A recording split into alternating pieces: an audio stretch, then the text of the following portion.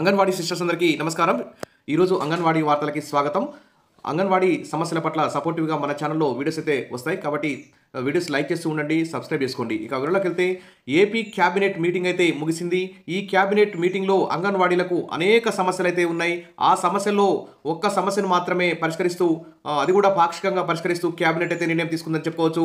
ఇక్కడ చూస్తే మినీ అంగన్వాడీల అప్గ్రేడేషన్ ఒక కీలక నిర్ణయం తీసుకోవడం జరిగింది. కానీ అన్ని మినీ అంగన్వాడీలను ఒకేసారి అప్గ్రేడ్ అయితే చేయడం లేదు.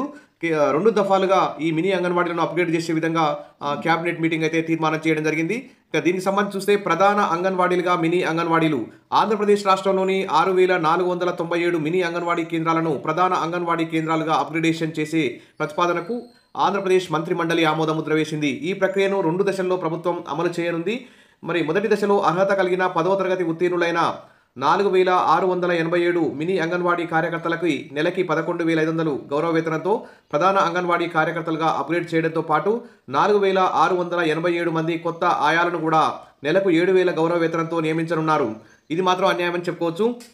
అసలు కనీస వేతనాలు 26,000 అమలు చేసే విధంగా క్యాబినెట్లో నిర్ణయం తీసుకుంటే బాగుండేది. ఇక ఒకేసారి ఈ 6,497 మినీ అంగన్వాడీ కేంద్రాలన్నింటినీ ఒకేసారి అప్గ్రేడ్ చేస్తే బాగుండేది. తెలంగాణలో అయితే మొత్తం ఒకేసారి అప్గ్రేడ్ చేయడం జరిగింది. తర్వాత ఈ 6,497 మినీ అంగన్వాడీలు ఒకేసారి మెయిన్ అంగన్వాడీలు అప్గ్రేడ్ చేయడం ద్వారా 6,497 మంది ఆయా పోస్టులు నియామకం చేస్తే కొత్త నిరుద్యోగ మహిళలకు కూడా ఉపాధి లభించేది. మరి ప్రస్తుతం అంగన్వాడీ టీచర్లుగా ఆయాలుగా పనిచేస్తున్న వారికి కూడా మరి టీచర్గా ప్రమోషన్ వచ్చే అవకాశం ఉండేది. దీని మీద మాత్రం క్యాబినెట్ అయితే అన్యాయం చేసిందని చెప్పుకోవచ్చు. ఇక కనీస వేతనాల అమలు మీద కానీ ఎలాంటి నిర్ణయం తీసుకోలేదు. తర్వాత పెండింగ్లో ఉన్న నింపకుండా ఖాళీగా హైకోర్టులో ఉన్నటువంటి 124 సూపర్వైజర్ పోస్టుల భర్తీ విషయంలో కానీ ఎలాంటి నిర్ణయం తీసుకోలేదు.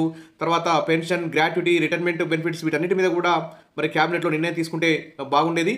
ఇక అంగన్వాడీలకు అనేక సమస్యలు వెంటాడుతున్నాయి. ముఖ్యంగా ఈ మినీ అంగన్వాడీలన్నింటినీ 2 దఫాలుగా కాకుండా ఒకేసారి ఈ 6,497 మినీ అంగన్వాడీలు ఒకేసారి అప్గ్రేడ్ చేసే విధంగా మరి పునర్నిర్ణయం తీసుకోవాలని చెప్పి అందరూ కూడా డిమాండ్ అయితే చేస్తున్నారు.